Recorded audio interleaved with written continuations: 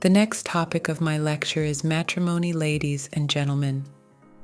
As I stand committed before the public as the originator of a system of matrimonial selection and creative science, you have a right to demand of me that I shall present to you tonight a statement of something practical that will stand the test of your criticism.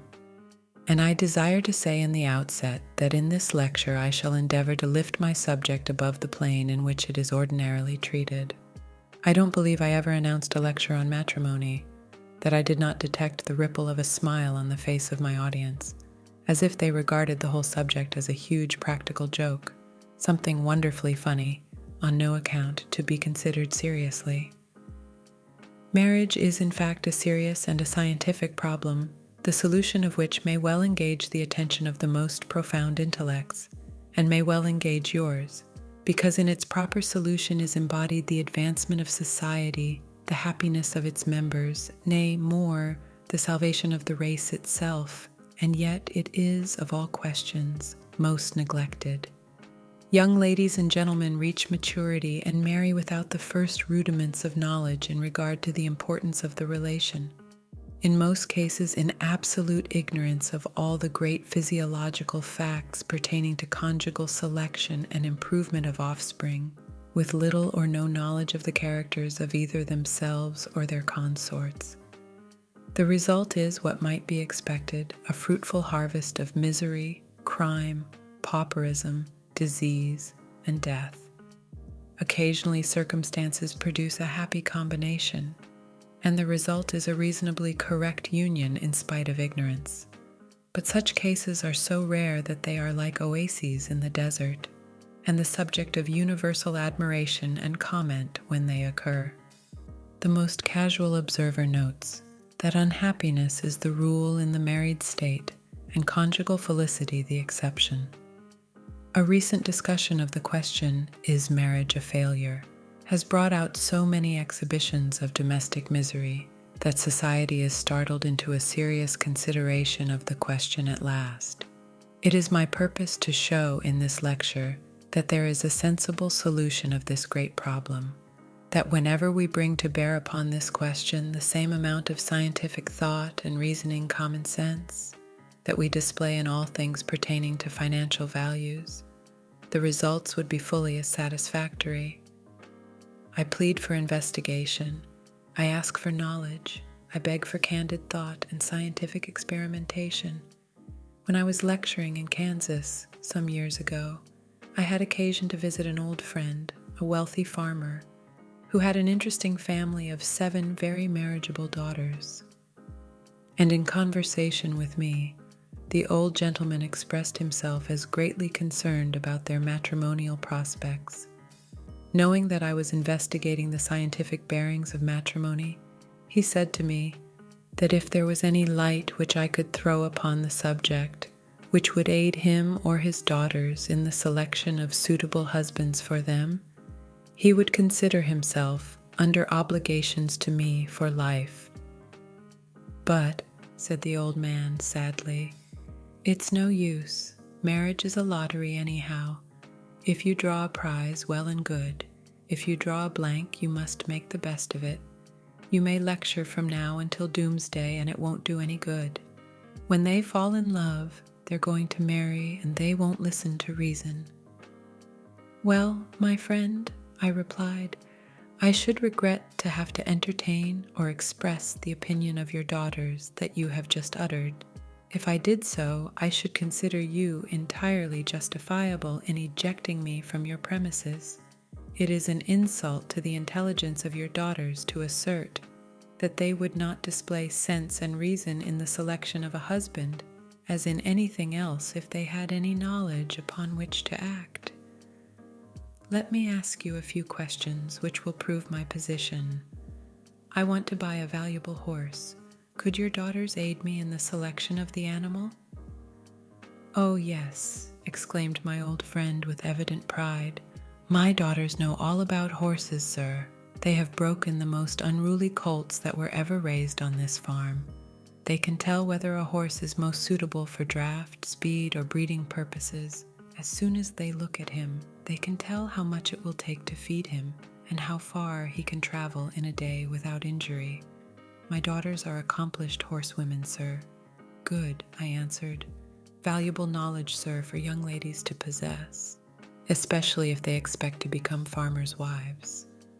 I also want to buy a valuable farm. Could your daughters aid me in the selection of the property?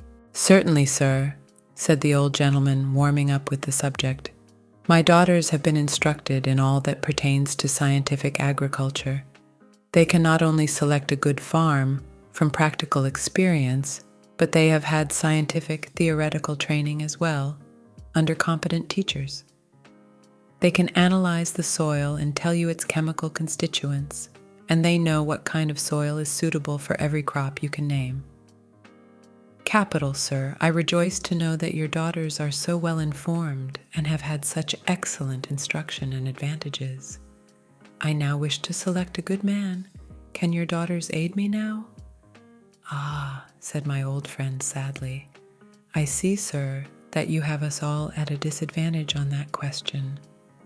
My daughters have been neglected in that branch of education, and with my 60 years of experience, I must also admit that I am incompetent to aid either you or my daughters in the selection of a man.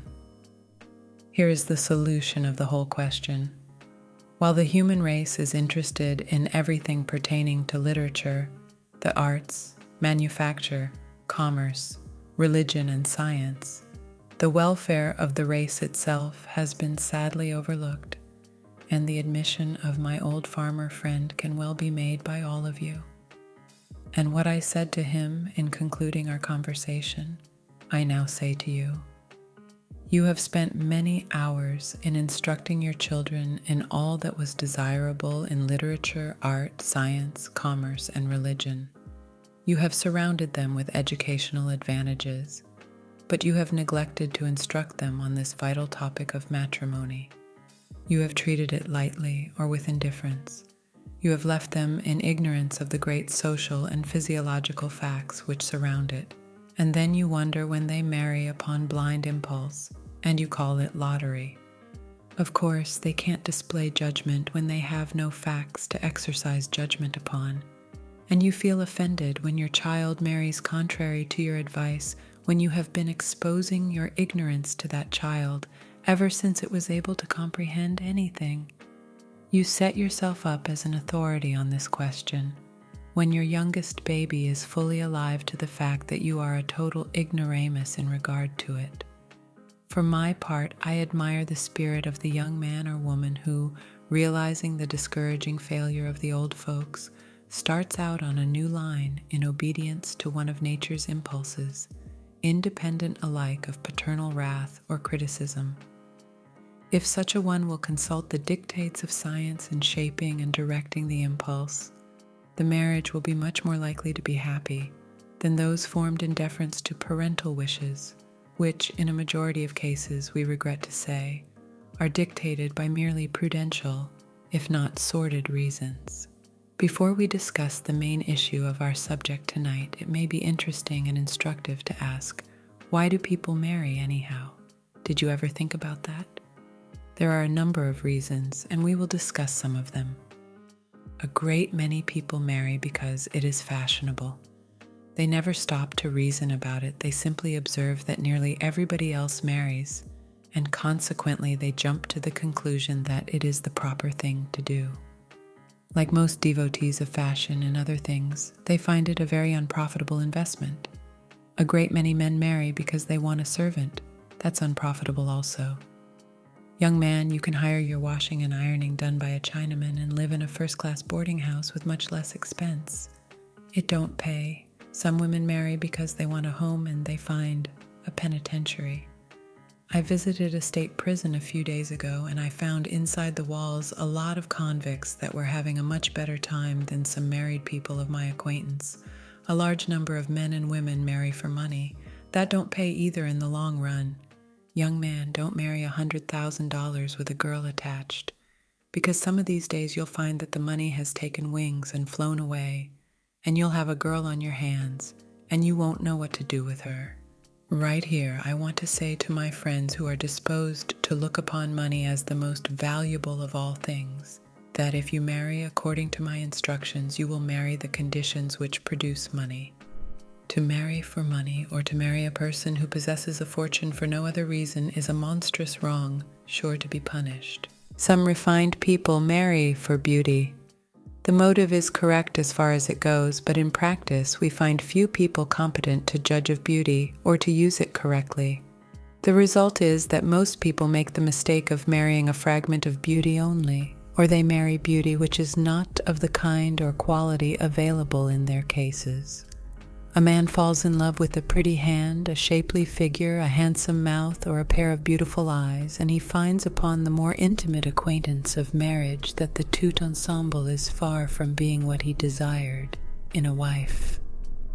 A young lady becomes enamored of a magnificent specimen of physical manhood, but she finds to her sorrow that notwithstanding his beauty, his whole character, in fact, is totally inharmonious with her own. Some young ladies marry in a hurry because they imagine that good husbands are going to be scarce in the future, and they live to wonder what a supply the market affords in later years. Young ladies, take my advice and be deliberate. There are going to be hundreds of good men after you are all grandmothers. The real reason why people marry is because it is natural to do so. It is in accordance with the law of nature. To understand this fully, we must study natural history for a few moments. As we observe the various orders of plants and animals, we find that in the lower forms of life, in vegetable or animal, the male and female principles are embodied in one individual, and that individual, being entirely capable of reproducing the species to which he belongs, stands as a perfect representative of that kind or species. We observe, however, that in the higher orders of plants and animals, the male and female principles are separated, are embodied in two separate individuals, and it requires the union of two of these individuals of different sex to reproduce the species, and it takes the two individuals, the male and female, to furnish us with a complete representation of that species. Man is created in two parts, male and female, man and woman, and it requires the union of these two to reproduce the race and to furnish us with the perfect specimen of the unit of humanity.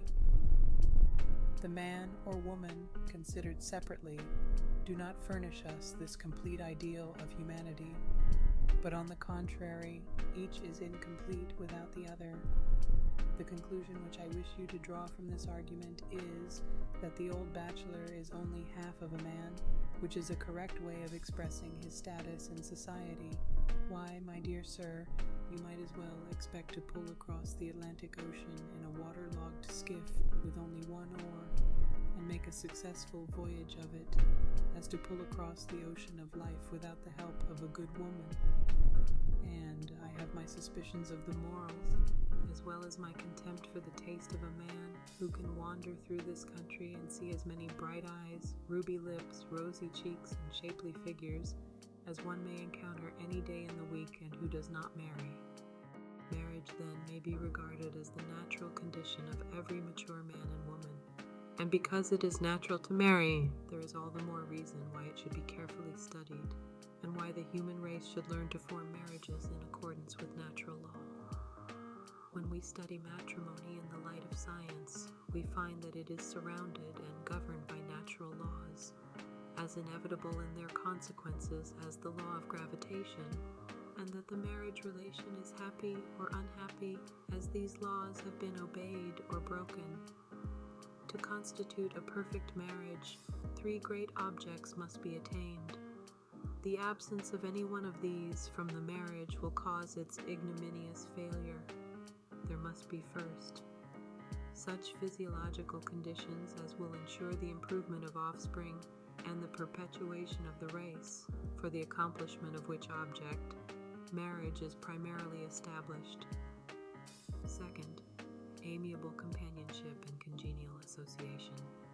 The married pair must live together, and their mutual interests, as well as the interests of society, demand that the association be pleasant. Third, mutual helpfulness in financial affairs, and the maintenance of the establishment, it is absolutely necessary that all three of these elements should combine to form the perfect marriage. Many good people imagine that if they can only live together in an amiable way and have no serious quarrels, that they have reached the beau ideal of happiness. There are others who look only to the financial welfare of the union, and if the conditions seem favorable to the production of wealth, they approve of the marriage. But the fact remains that both of these conditions may be present, and the marriage still be most unhappy. When I was lecturing in the state of Indiana some years ago, I had occasion to discuss this subject with the mayor of a certain city, who informed me with great glee that he had sold out a phrenologist, as he expressed it, on the occasion of his marriage. Said he, "My wife and I were examined the day before we married by an eminent phrenologist who pronounced us totally unfitted for each other and strongly urged us not to marry. Now, sir, I have lived with that good woman for 40 years, and we've never had a quarrel, and we've made a good living into the bargain." I did not want to hurt the old man's feelings, and I felt that if he could get any comfort out of that marriage, I would be the last one to take it from him, so I kept silent. But when I looked over his family, and I counted 5 children that were partially idiotic, I thought that the phrenologist had decidedly the best of the argument. And suppose you do live with a good woman for 40 years and never have a quarrel, is that anything to your credit? Certainly not. The man who couldn't live with a good woman for 40 years and not insult her ought to be ridden out of town on a rail. And the woman who can't live with a good man the same length of time without getting her name on the police court records for smashing a frying pan over his head is not fit to move in good society. It is desirable that the association of man and woman in marriage should be amiable, but that is not all that is to be desired. Neither is the physiological improvement of offspring the sole thing to be considered. The married pair may surround themselves with beautiful children, but if the conditions of the marriage have made them poor, if the parents are unable to educate their children, or to give them the necessities and advantages which are prompted by a laudable ambition, life will be shorn of most of its charms. And on the other hand, if life is spent in one long scramble for riches, and there is in the union nothing but the elements of sordid wealth, the actual standard of that marriage, as to the true richness of life, will be poor indeed. These 3 grand consummations of amiable association, financial success, and physiological improvement are most devoutly to be wished, but how shall they be attained? Before I proceed to give you my own theory, I want to tear down 1 or 2 others. I am nothing if not combative, and believe that the best way to establish truth is to begin by tearing down error. I wish to attack, in the first place, a theory much taught and too generally practiced, that one should seek, in matrimony, a companion as near like himself as possible. It is astonishing to see what a hold this theory has upon the public mind, considering the fact that it never has had any good results to support it. A distinguished physiologist, in a recent work which has been extensively circulated, uses these words in speaking of a proper selection in matrimony. What should be sought for is a congenial companion. A congenial companion is one who, under any given set of circumstances, will think, feel, and act exactly as we would, not for the sake of agreeing with us, but of his own free will, etc. We consent that a congenial companion should be sought for, but we differ very much from the learned gentleman just quoted as to what constitutes a congenial companion. To comply with the conditions he expresses presupposes that the persons who are to be congenial companions must be alike in character, temperament, disposition, for if they differ in any of these, phrenology proves that they will, under the same combination of circumstances, think, feel, and act differently also. We will examine this theory in the light of results and see how it will work. We will suppose the case of a man of the bilious temperament, dark complexion, hair and eyes, moderate caution, small vitativeness, hope and self-esteem, large destructiveness and acquisitiveness. Such a combination gives a strong tendency to suicide in cases of financial loss. We marry him to a wife exactly like himself, and one day he comes home and informs her that an unlucky speculation has carried away their fortune, and he has resolved upon suicide. His wife, being a person who, under any combination of circumstances, thinks, feels, and acts exactly as he does, raises no objection. "All right, my love, you take arsenic and I'll take strychnine," and they go to perdition together. There is not enough vitality in such a marriage to last them over one disaster. Study this theory to its legitimate conclusion in all cases, and you will find that its results are disastrous. Moreover, it is contrary to nature. It is not because a man is like a woman that she admires him. If this were true, the little emasculated dudes who cannot raise mustaches would be more in demand. It is not because a woman is like a man that he loves her. If this were true, the bearded lady in the dime museum would be at a premium on the matrimonial market. It is because each is unlike the other, and because each recognizes in the other something without which nature is incomplete, that love exists, and each is attracted to the other by a force as irresistible as gravitation itself. But another fellow comes along and proposes to remedy the whole matter with another theory, and he tells you to marry somebody who is your opposite in everything, somebody who, under every combination of circumstances, will think, feel, and act differently from your own impulses, and he hopes by the fact that you will pull one way and your companion another to establish some sort of an equilibrium that will keep you on your feet. If we follow this theory, like the other, to its legitimate conclusion, we will find the old problem repeating itself. When an immovable body meets an irresistible body, what is the result?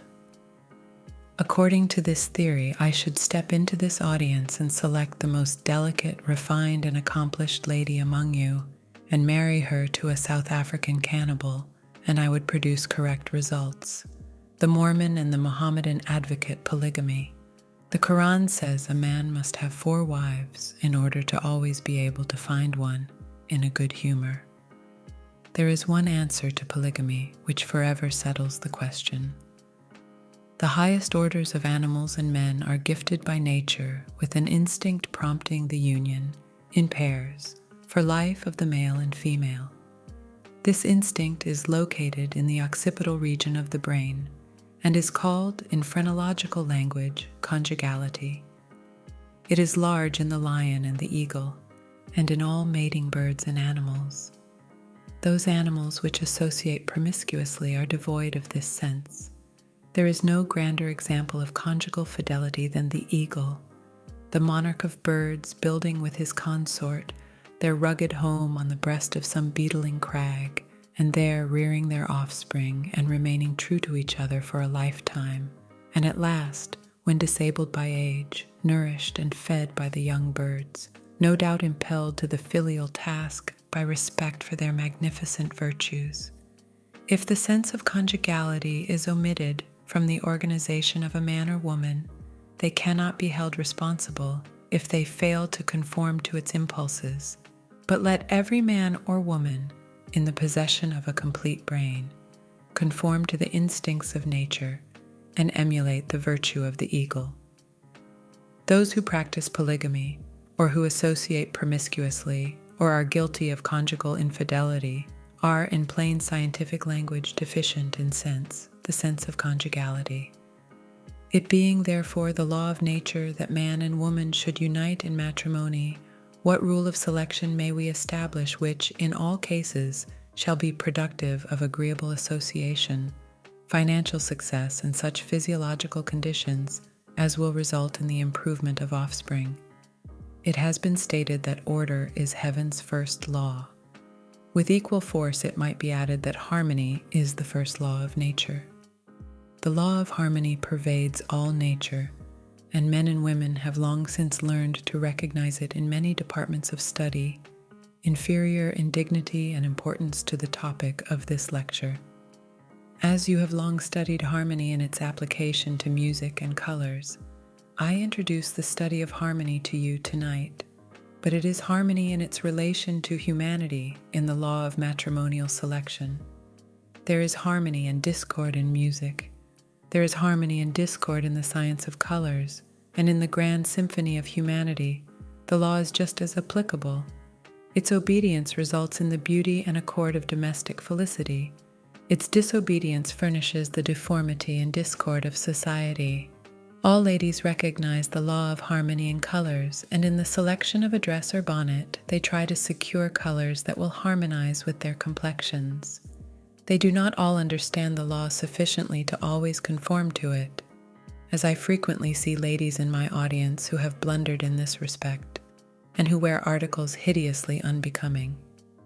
But they all try, and you cannot inflict a greater punishment upon a woman than to compel her to appear in church or at a lecture in a costume in which she knows she has violated this law. But ladies, just think for a moment. If it is a misfortune to have to wear for a season a dress or bonnet which is not becoming to you, what a calamity it is to be compelled to wear a husband who does not harmonize with you, and that for life. And the worst of it is, they never wear out. Every musician in my audience understands that, in music, if I strike two notes of the same pitch and quality, I have produced no harmony. I have only intensified the volume of the tone. If I strike a first and third or a first and fifth, I produce harmony because the vibrations of those notes in combination are such as produce an agreeable sound. If I strike certain other notes, I produce a discord, and the sound is unpleasant. We cannot have harmony without a difference in pitch and quality, but we can have difference in pitch and quality without harmony. To produce perfect music, we must have soprano, alto, tenor, and bass to carry all the parts. The tenor and soprano would furnish us a very poor concert, and the alto and bass alone would produce rather monotonous music. But we have studied harmony in music until we have evoked divine results, and our achievements in harmony of colors has beautified the world with transcendent art.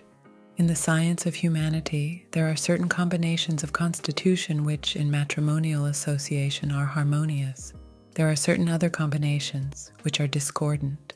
The union of harmonious natures results in agreeable association, financial success, and perfection of offspring.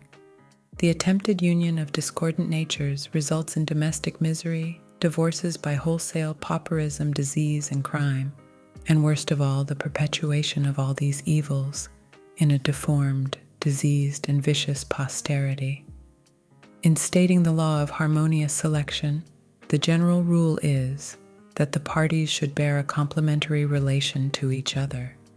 That is to say, there should be such a combination of temperaments, dispositions, and appearances that any departure from the correct ideal of perfect humanity in the one should be supplied by the development of the other, in order that the two organizations, when added together, should constitute a perfect type of humanity. The reasonableness of this rule is apparent the moment that its effects upon offspring are comprehended. The child inherits the joint organization of the parents. It can never be better than the sum total of the parental organizations. It may be better or worse than either of these, according to circumstances. It can never be better than both, except as education may develop possibilities as inherited from both. If, therefore, the father is capable of transmitting to the child certain vigorous elements of constitution which were weak in the mother, and on the other hand, the mother endows the child with certain graces of intellect which were deficient in the father, the result is perfection of offspring through complementary association. The same rule holds good in the matter of amiable association.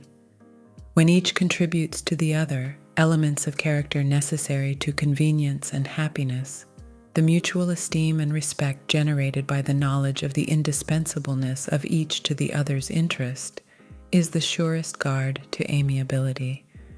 Likewise, as to financial affairs, It is easy to understand that the individual will be most successful in the affairs of life, who unites in himself all the elements of a perfect organization. Therefore, in the consummation of all partnerships, matrimonial or purely commercial, the application of this rule unites in the organization every element essential to success. In the application of this rule, it is necessary to consider first the character of the individual under examination, second, the type of humanity we desire to form, third, the ideal character necessary to the accomplishment of the end in view. The error committed by most physiologists who have experimented with this question lies in the fact that they have had in mind only one ideal as a perfect type of humanity, and they have tried to grade all their subjects up to this solitary ideal. Humanity, however, presents as many phases as the various climates, occupations, stages of culture, and conditions of life might be expected to produce in various combination, and we may have a perfect type of humanity, adapted to every climate, to every occupation, to every grade of society, but differing in each. Every individual, under every condition of life, may find his proper complementary associate adapted to the same conditions of life, but possessing a different character, harmonious with his own.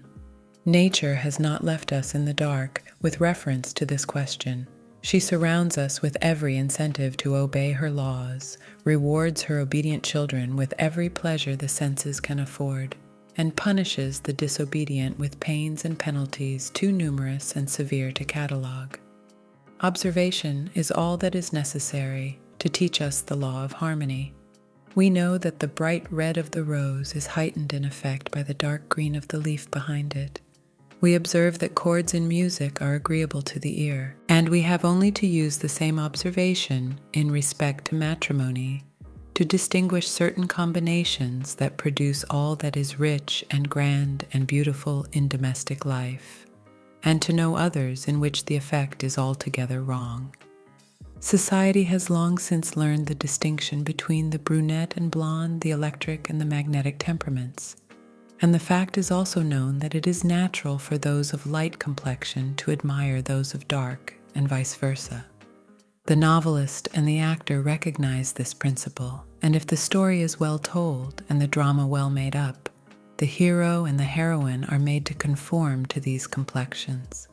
The society belle who gives a party, if she be a blonde, invites some dark-eyed lady friend as a foil to her beauty, and the dark-complexioned friend responds cheerfully to the invitation, conscious that her own beauty will be heightened by the contrast.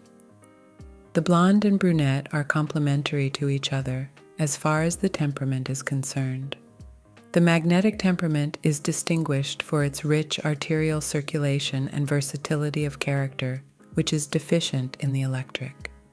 The electric, on the other hand, is noted for its strength of bone and muscle and concentrativeness of character, traits deficient in the magnetic. United, the combination possesses the warmth and versatility of the blonde with the endurance and power of the brunette. In the union of the blonde and brunette, the law of color is also conformed to, and both appear better than either would apart, or than either would, combined with a person of the same temperament.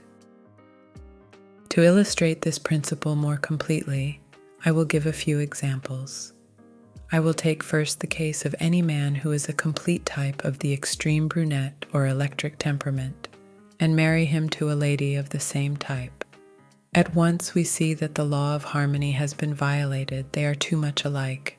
They look like brother and sister. They are in fact physiologically related. They were created under the same general conditions of birth and have inherited the same peculiarities of constitution.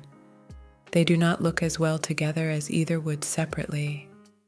They possess the same virtues, it is true, but there is an excess of their peculiar good traits, so that they are in danger of becoming vices. Two bodies cannot occupy the same space at the same time. They jostle each other and promote discord. Notice that, in this couple, each possesses the immense base of brain, the narrow pyramidal form of forehead, the serious expression, and the indications of dynamic energy peculiar to the electric temperament. In this combination, there is an absence of versatility, of blandness, agreeableness, sympathy, and warmth. All is cold, hard, forcible, unyielding, and serious on both sides. The brunette is essentially a fighting character, the man to fight the battles of his country, of his clients, of his political faction or party. United to such a character as shown in this combination, he would have a wife possessing the same aggressive qualities, and he would return from the battles of the day to find a new conflict awaiting him at his own fireside. And in couples mismated in this way, the conflict usually lasts all night, to the great disturbance of the neighborhood. But if we conform to the law of nature and unite the brunette to a superbly vitalized blonde, a different effect is produced. Combined with such a character as the brunette, her versatility, refinement, warmth, and enthusiasm are exactly what he needs to round out the rugged phases of his character and supply the elements deficient in his constitution. While she in turn needs his executiveness, his dignity, his seriousness, and positive elements to balance her tendency to frivolity and make her accomplishments and versatility valuable. Recognizing each and the other characteristics indispensable to happiness, amiable association and financial success is assured, while the offspring is sure to inherit an excellently well-balanced organization if other conditions are at all favorable. Let us now consider the magnetic temperament, of which any blonde man furnishes us an excellent example. If we marry him temporarily to a blonde lady, we have produced discord again. They do not look as well together as either would apart. They are too much like brother and sister. There is too much warmth, enthusiasm, versatility, and inflammability about this combination. There is not enough of seriousness, dignity, steadfastness, and endurance. Their dispositions clash because every fault in one is aggravated by the same fault in the other. The versatility and genius of the blonde is not assisted by contact with a lady possessing the same characteristics, because he has enough to supply his needs. When we observe marriages of this class, we find results far from satisfactory and offspring with a decided tendency to insanity after a succession of such marriages. What this blonde character demands is just what the brunette possesses. And when we unite the blonde to a lady of the brunette type, we find results that are far more satisfactory. Here again we have followed the law of nature, and harmony is the result. Each is the complement of the other. The genius and versatility of the blonde are here fortified with executiveness and endurance, while her concentrative and intense nature is vitalized and warmed with the enthusiasm, the geniality, and adaptiveness of the magnetic temperament. These four types of character represent the application of the law in persons of relatively the same grade of social position and surrounded by the same general conditions of life. Between these extreme types of temperamental development, we may find every grade and blending of temperament, but the law remains the same. It requires the trained skill of the professional examiner to determine for each individual the exact type necessary for the complementary character, but this being done, and the description being given correctly, the application of the law becomes an easy task. In my written delineations of character, which many of you have already, and which all should possess, this complementary character is marked out for you with great precision. By following the instruction there given, you have the scientific key to matrimonial happiness. Persons possessing a predominance of the mental temperament should seek consorts having more of the vital and motive. Those having an excess of vitality, a consort more largely endowed with the mental and motive, while those endowed with the large bones and strong muscles peculiar to the motive temperament need the electrifying influence of the mental, combined with the nourishment of the vital. It does not follow that perfect blending of temperamental conditions will produce a happy marriage. This is the physiological foundation always of a correct relation. But there are other considerations quite as likely to produce important modifications. It does not follow from this law that a blonde heiress should marry her father's coachman, though he may be a perfect type of the brunette.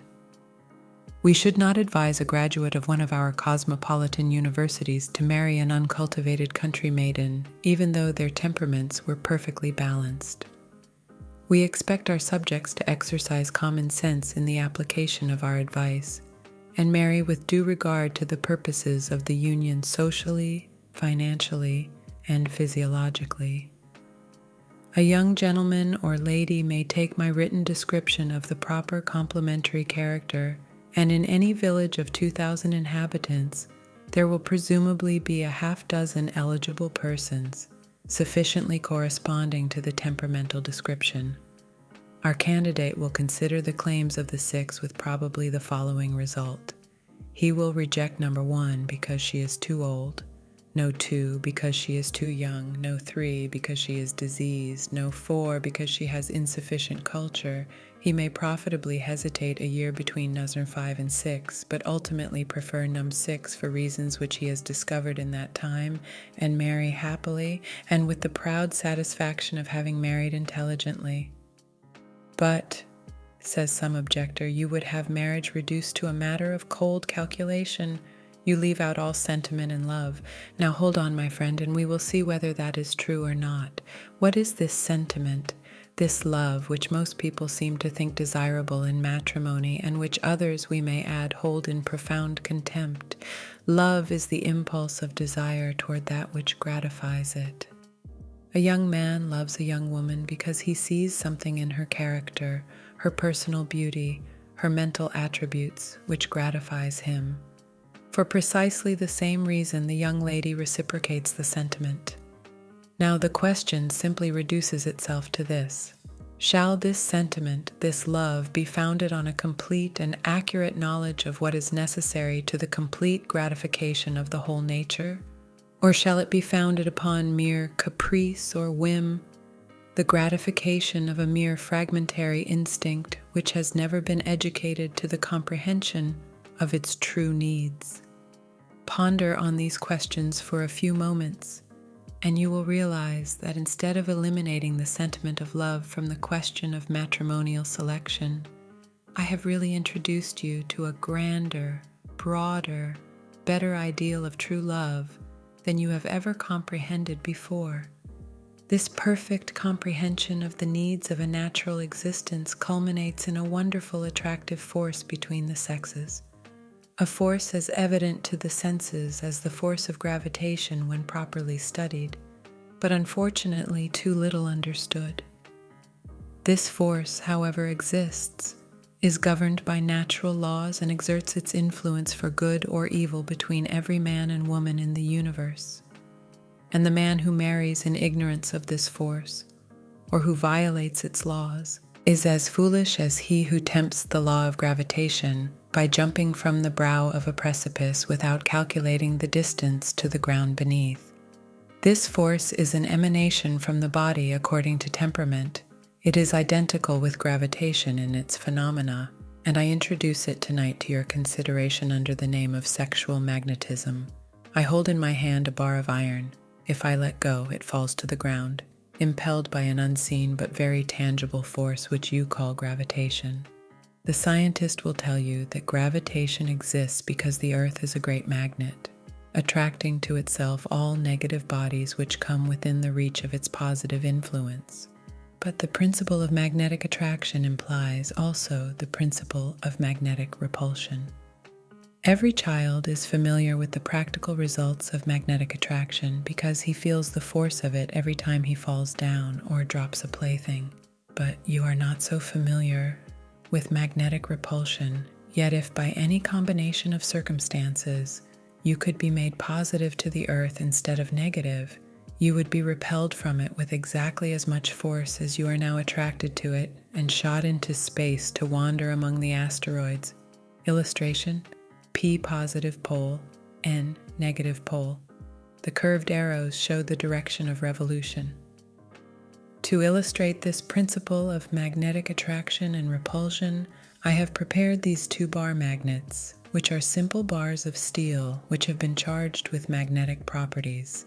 I mount one of them on a pivot so that it will revolve when subjected to any force. One end of the magnet is called the positive pole, the other the negative pole, because they have been found to exert 2 different forces. If I present the positive pole of the magnet I hold in my hand to the negative pole of the mounted magnet, they will attract each other and the mounted magnet will revolve toward the one in my hand. But if I reverse the conditions and I present the positive pole of this magnet to the positive pole of the mounted magnet, they will repel each other and the mounted magnet will revolve in the opposite direction with equal force. This beautiful experiment illustrates the repelling force of magnetism as well as its attractive power. Illustration: magnetic repulsion. The human body is magnetic in its action. Its every phenomenon is governed by the laws of electricity and magnetism. The human body is a divine instrument upon which the mind plays, is a wonderful magnet exhibiting all the phenomena of attraction and repulsion. Between certain constitutions, there are positive and negative conditions, resulting in a natural attraction conducive to the highest matrimonial felicity. Between other constitutions, there is a natural antagonism, as relentless as the force of gravitation itself, and when companionship is attempted, in violation of this law, nature drives them apart by the most fearful visitation of her penalties and domestic misery, depraved and deformed offspring, pauperism, insanity, and crime. If any of you doubt the existence of this force, I will cite you to an experiment which most of you have tried.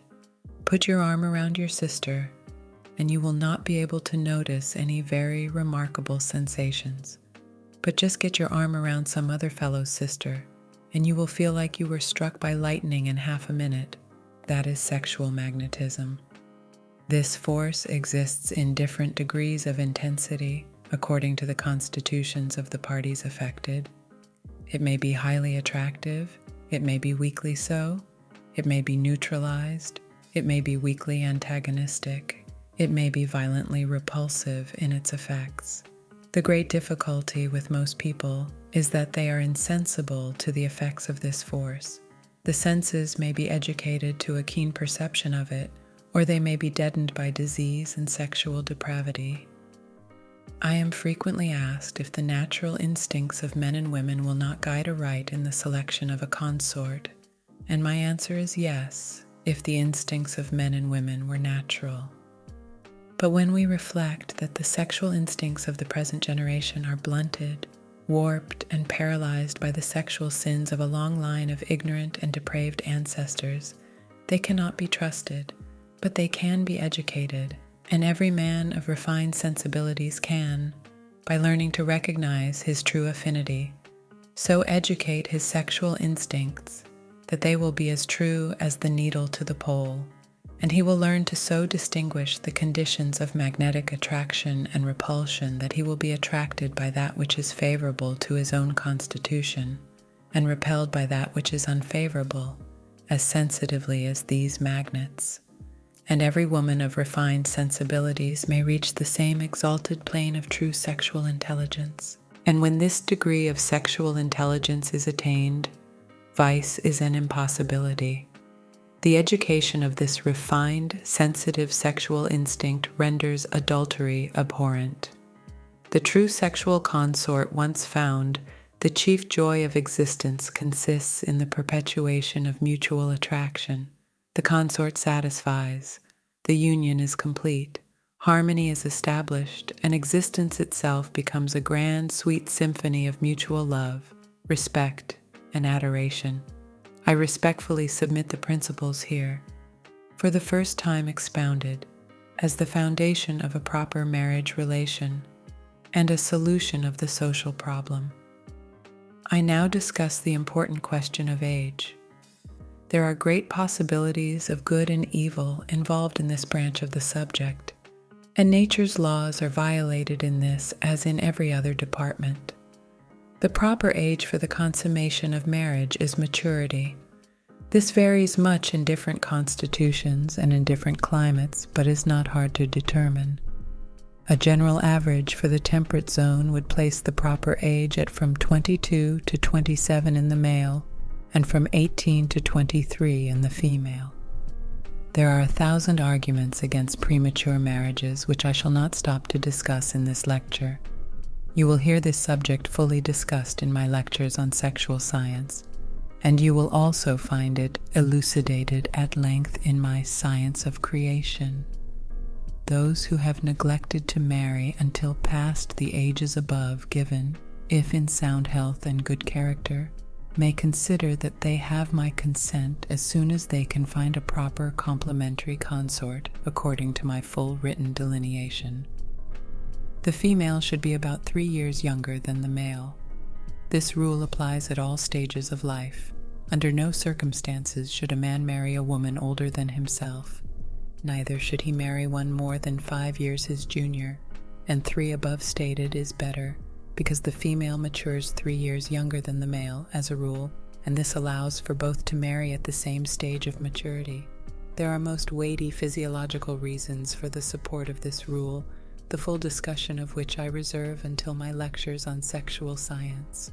But I will answer one common objection to this rule right here.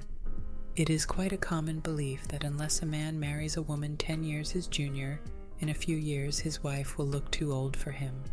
This belief is based upon the fact that most married women break down and look old in a very short time.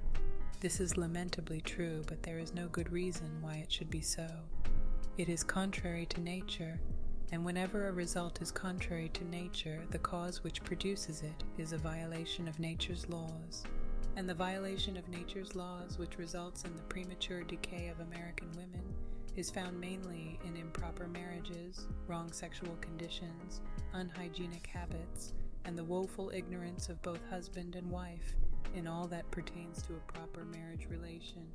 And ladies, if you will see that your husbands attend my lectures on sexual science, I will promise to educate them to that point where they will be able to preserve your beauty.